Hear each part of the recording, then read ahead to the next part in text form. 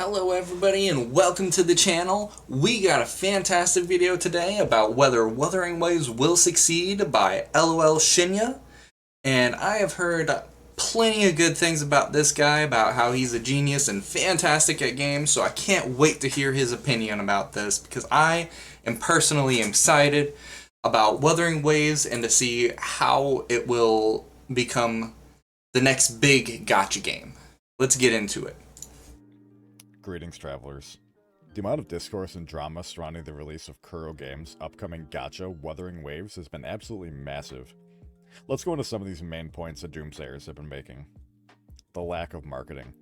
At the time of writing this video, Yes, they have had lack of marketing on their part, but they have everyone who's been interested in the game doing their own marketing for them. Everybody's been talking about it, been super excited about the game and everything, been eagerly anticipating the arrival of this next Gacha God game, hopefully, as long as it keeps producing whatever it has so far. Let's see what he has to say about it, but personally, I feel like their marketing isn't too bad. I have seen ads here and there, but he may have different opinions. we have exactly 30 days until the release of Wuthering Waves, and as someone who refuses to browse the internet without ad block, I've seen close to a dozen ads. True. The ads for all the useless things that you see with everything listening into you, you can't escape anything without some kind of ad being forced into your life. So I totally understand. A brother after my own heart. Throughout various platforms like YouTube, Twitch, Reddit, TikTok, and Instagram. Kuro definitely learned their lesson from their previous game, punishing Grey Raven, and very clearly has been engaging their marketing team into pushing out ads. Within this next month, I would anticipate Kuro starts to make even greater strides with their campaign, alongside the various Twitch and YouTube content creator sponsors that have been rumored. Oh yeah, I've heard they're trying to amass a miniature group of Twitch streamers to promote their channel and get everything going.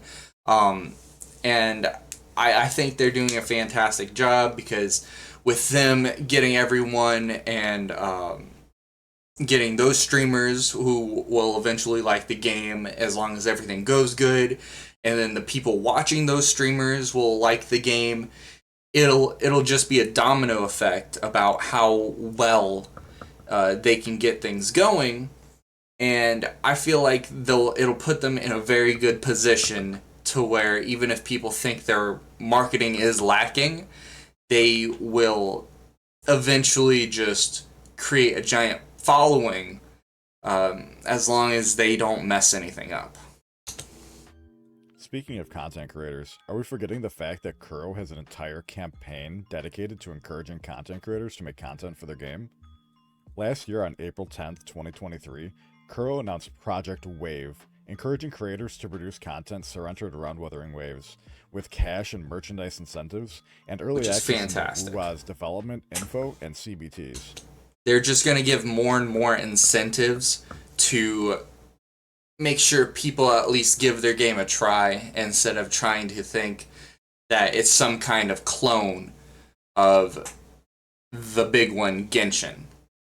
Which I personally don't think it's a clone. You can't really call something a clone if it's just an open world game. The program initially closed on May 20th, 2023, but was reintroduced this year back in January 18th and ran until February 11th. Creators that produced high-quality content had the opportunity to sign long-term contracts with Kuro, giving them a direct line for communication and feedback. The next topic is the lack of content to report on. Various creators have been extremely vocal about there not being enough information surrounding the game to report on, or that the current information surrounding the game will become outdated by the time the game launches. I personally think that people talking about the lack of content don't have full access to the content that they have available. They've only put out betas and testing. They haven't put out the entire game. So of course they're not going to give you the whole thing at once while trying to test things out. They don't want to have everybody do everything in the tests because they'll never want to play the game once it comes out. So that people complaining about lack of content doesn't really make too much sense because of course there's going to be a lack of content. They're just tests. They're not really the full experience. Had to take a moment regarding the stop process. It's like their first time these creators have ever covered a game that isn't released yet and is still in closed testing. Yeah, exactly. Yes, most of the information that is being covered during beta will be defunct by the time the game comes out. Crow has already stated that 90% of the story alone was reworked during development. Nobody should be surprised that things change. Yeah, and they just like he said, they're constantly reworking the story, tweaking every parts of the game and everything like that. So they're not focusing on showing you all the content. They're focusing on getting the basics down, the bones. Once you make the bones good, everything else will fall into place. From beta to release, and this isn't a bad thing. Secondly, there is enough information out surrounding the game. Wuthering Waves had 2 CBTs, closed beta tests, which both lasted roughly a month each. The majority of the characters, systems, progression, and story is all out there for everyone to see. And I would know, I've been doing a ton of research. Due to this game being brand new, there's no easy way to ingest information or a one-stop shop wiki like these creators are used to. Creators have gotten late. Yeah, and just what he's about to say here. Easy and expect them to be handed content on a silver platter without. Yeah, everybody's thinking that they'll just get a little script of what to say and everything about what's going on, handwritten everything, and given to them on a silver platter. If you get access to these early access games, you got to actually delve into it, learn the systems and everything. If you're trying to make content about it, you can't just expect everything to just be told to you. You got to figure things out for yourself.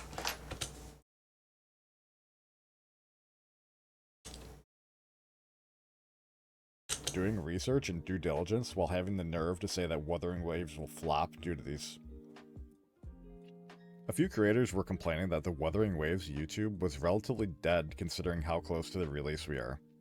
Comparing the Wuthering Waves channel to Genshin's prior to launch, we're met with a pretty similar experience. Genshin, June 7th, 2019, a 2-minute announcement trailer with some very basic exploration and cutscenes. August 1st, 2019, a 4-minute video with some extremely basic gameplay.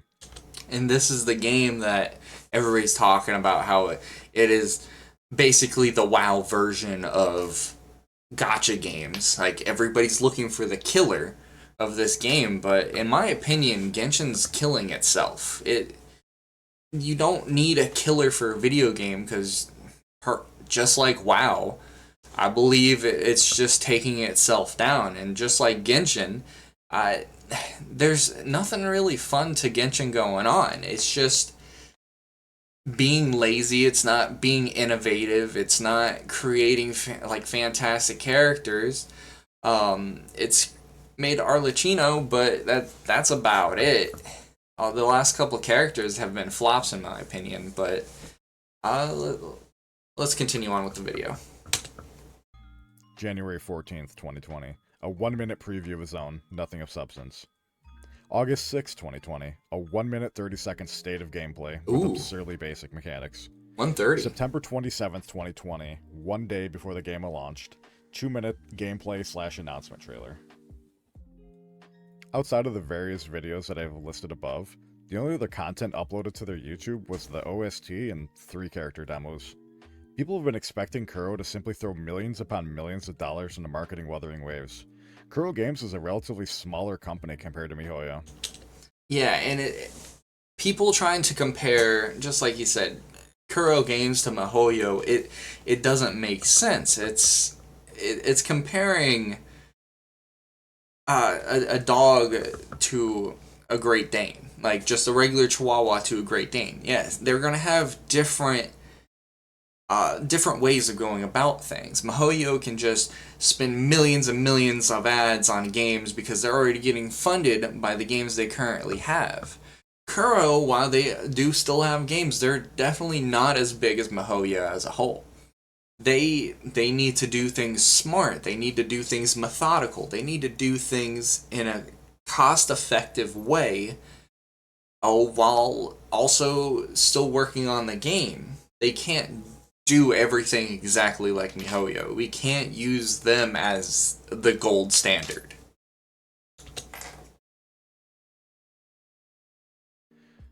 Who prior to launching Genshin Impact already had a massively successful game with Honkai Impact 3rd. While Punishing Grey Raven was semi-popular, it's obvious Kurio has the fraction of a budget Hoyo had when producing and launching Genshin. The argument of the game is too similar to Genshin Impact. There's a lot to unpack to this statement. So let's address This game is too similar to Genshin Impact. Well, I'm not the only one that knows this, but Genshin Impact is really similar to a certain pointy-eared person that we know. So you can't say that this game is similar to Genshin Impact when Genshin Impact was almost a gacha copy of Breath of the Wild. I mean, we can go on and on about who copies who, but that's just what the industry is. You can't patent an idea of open world or anything like that. But still, you can't say this game copies Genshin when Genshin already copied someone else. It doesn't make any sense. Address the elephant in the room and give some credit where credit is due. Genshin Impact more or less created the genre of the fantasy open-world gacha RPG. Critics and lovers of the game and genre alike can agree to this, but this does not discredit any future game developers attempting to capitalize on the genre. Right. Demon Souls created the Souls-like genre. Does that mean we should start to discredit developers that aren't From Software for releasing titles in the genre? Right, and just because you created a genre, it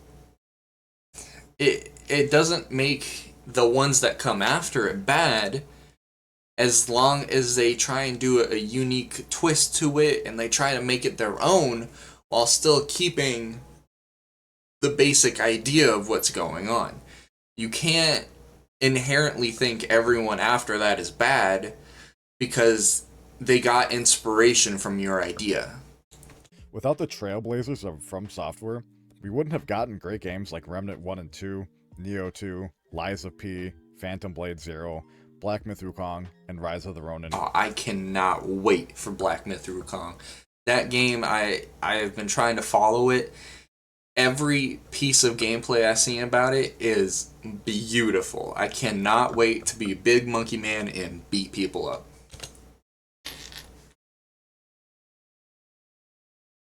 And other various indie titles that fit the concept of the Souls-like genre. There's been a ton of flack given to Kuro for copying the UI elements of Genshin. In the majority of the games that I spoke on earlier, the UI elements remain mostly the same as the OG Demon Souls, but isn't necessarily a bad thing. There's only so many ways to display information on your screen that is appealing to the eye, makes sense, and users are familiar with.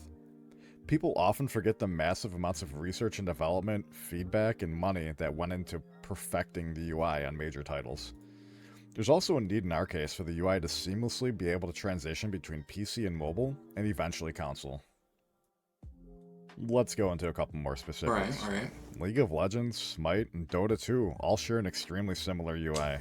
They're all basically just about the exact same. I mean, you have the two health bars, you have the slots for your equipment and spells and everything like that, but it's not necessarily patent. Like, it's just a very good UI setup. Yes, they tweak it little by little between League of Legends, Smite, Dota, all that. They tweak it, but it's basically the same thing, but they're not going to go after each other because they put a health bar above a mana bar. It doesn't make any sense. It's just a good idea that honestly should be used by everyone who incorporates health, mana, rage, whatever you want to call it, health in a resource. Fortnite, PUBG, and Apex all share a similar UI. Yes. Hell, even Windows, Mac OS, and Linux all share a similar UI. Some creators have had the Hey, if it ain't broke, don't fix it. Am I right, guys? audacity to complain about the dark, gloomy atmosphere of Wuthering Waves. Either they're farming or just ignorant. But this was a very obvious intent of. I really like the dark atmosphere of Wuthering Waves because it really portrays the kind of mood that they have going on. It's not a happy-go-lucky area. Bad things are happening, and there's bad things around. It's not a happy-go-lucky area. You see that off rip. It is a very gloomy area, but that's what the story is about. That's the aesthetic they're going for. Not everything can be all happy-go-lucky, bright colors here and there, just like Genshin. There can be different color palettes for different games. Kuro, given the story. The Lament was meant to be a catastrophic event, wiping out the majority of humans on Sol 3, leaving humanity on the brink of extinction. The calamity caused various abnormalities on Sol 3, leaving behind wave-word phenomenons, which has significantly impacted the planet. The story is literally post-apocalyptic. The atmosphere and yeah, and it just wouldn't make any sense for everything to be all bright and fluorescent. You need to have the dead trees in the background, the dark, dead, burnt ground. You need all this to really complete the look they're going for.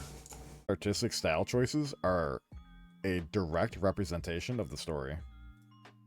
I've heard the phrase thrown around, if Wuthering Waves does not kill Genshin, it will be considered a flop. Firstly, let's That's address ridiculous. the second elephant in the room. Like I said, other games don't kill the one on top like Genshin. The ones on top will eventually bring themselves down. The only thing you can do as a separate game, as Wuthering Waves, is to build yourself up, because the ones on top will get lazy and they'll stop trying as much while you keep trying. So build yourself up and they'll break themselves down. Wuthering Waves will not come close to the massive success that is Genshin. No. At least on launch. Because Genshin had the COVID buff, and it had every chance in the world to become the biggest game there was. It had people staying home all day because they couldn't go outside, and it captured everyone's attention. It was a big open world game, and it really got people to spend their entire day going at it and to make sure that they had something to do. They have all you can do. You can go mint pick, you can go collect chests, you can go do this, go do that. They have everything you need to do to keep you preoccupied for hours and hours. So of course they got the buff.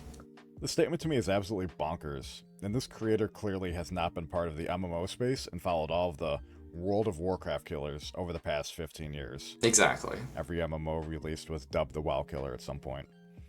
Anyone who thinks, or even... And I think calling another game a killer of some sort, it just puts more pressure on the killer itself to be something that it's not. And it puts a higher expectation that people have on that game. If that game doesn't do everything that... if X game doesn't do everything that Y game does in every single way but better, then what's the point of X game when we have Y? It just puts a completely bad dynamic on games that are trying to get out there, trying to innovate and make a name for themselves, when all we do is keep comparing them to the current game that's out.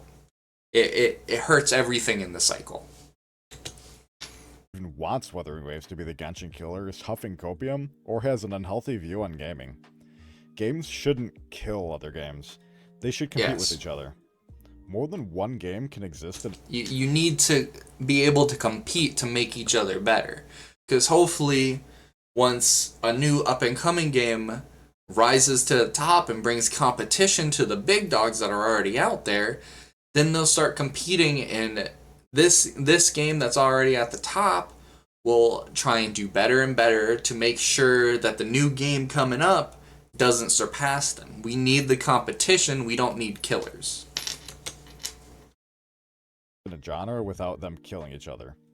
Any company holding a monopoly on a genre is straight up a loss for you, the consumer. Competition encourages companies to innovate new ideas and strategies.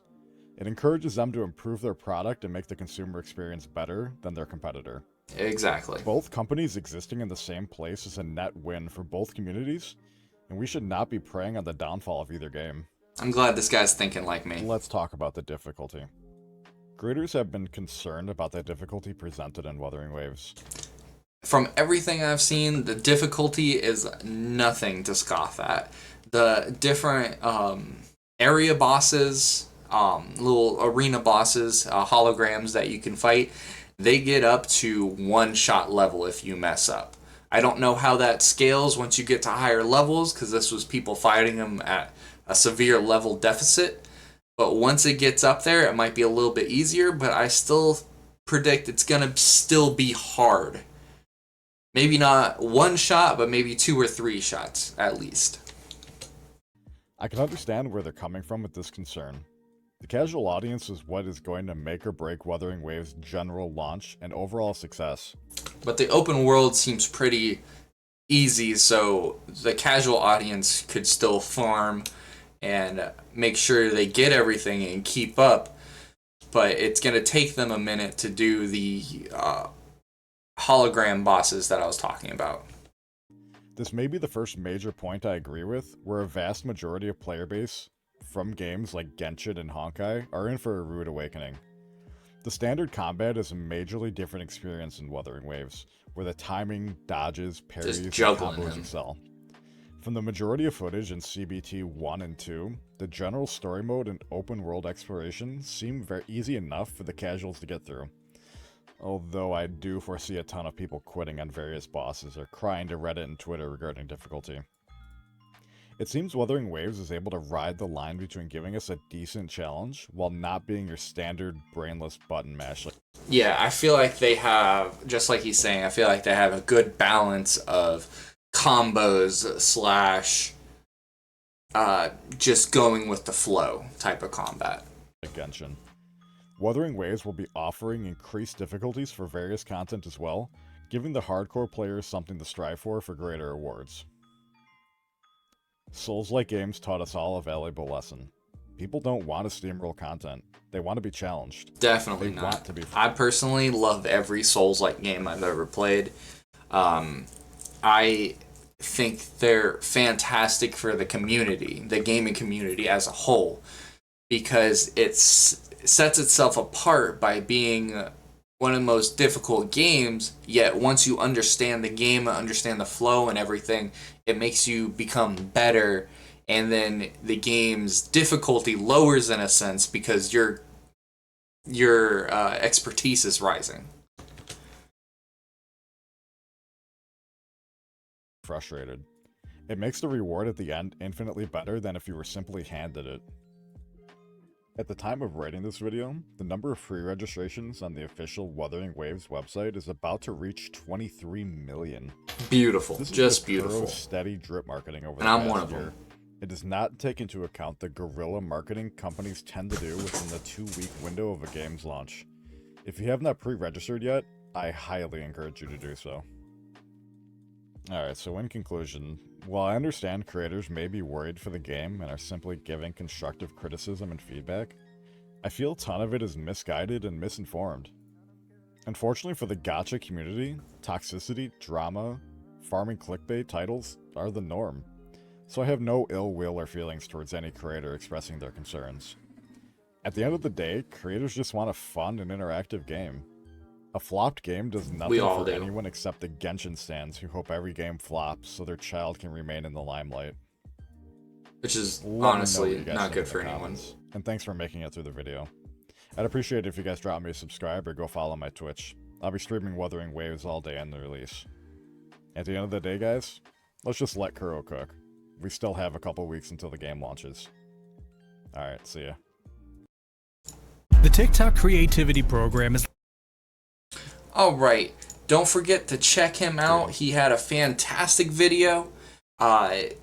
I'm going to link his video in the description below. And don't forget to subscribe to him, and don't forget to like, comment, and subscribe to my channel as well. Liking the video really helps the algorithm, helps me get out there, so I really appreciate it. Thank you all for watching the video, and have a good night.